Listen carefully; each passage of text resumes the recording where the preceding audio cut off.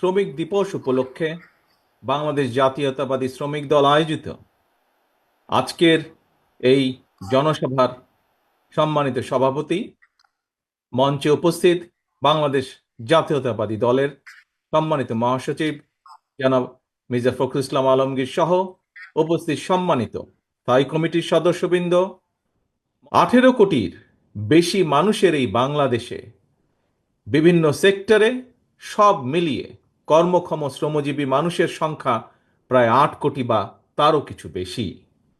প্রিয় ভাই বোনেরা, এর ভেতর নারী শ্রমিকের সংখ্যা প্রায় অর্ধেক। শ্রমজীবী, কর্মজীবী এইসব মানুষেরাই আমাদের এই প্রিয় বাংলাদেশের উন্নয়ন এবং অর্থনীতির প্রাণ। যে রাষ্ট্র এবং সমাজ আপনাদের প্রত্যাশা এবং প্রাপ্তি নিশ্চিত করবে।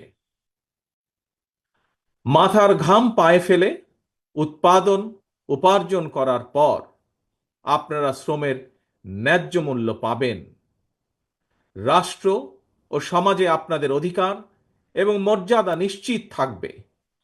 এমন একটি গণতান্ত্রিক রাষ্ট্র, সরকার, সমাজ ব্যবস্থায় আপনাদের সহ আমাদের সকলের প্রত্যাশা। এমন একটি বাংলাদেশ প্রতিষ্ঠিত হলে আপনারা ভালো থাকবেন, আপনাদের পরিবার ভালো থাকবে, বাংলাদেশ ভালো থাকবে।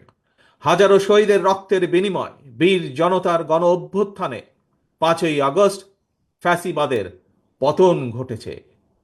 কিন্তু ফ্যাসিবাদের পতন হলেও আজও জনগণের গণতান্ত্রিক রাজনৈতিক অধিকার এখনো সম্পূর্ণভাবে প্রতিষ্ঠিত হয়নি, এবং এ কারণেই শ্রমজীবী, কর্মজীবী মানুষ এখনো তাদের নির্বাচিত প্রতিনিধিদের মাধ্যমে নিজেদের দুঃখ দুর্দশার কথাগুলো সরকারের কানে পৌঁছে দেওয়ার সুযোগ পাচ্ছে না।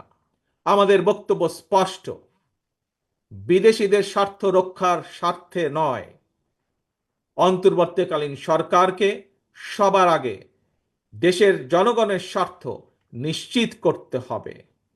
কারণ মিয়ানমার, ভারত, পাকিস্তান কিংবা অন্য কোনো দেশ নয়, সবার আগে বাংলাদেশ। এটিই হতে হবে আমাদের একমাত্র লক্ষ্য।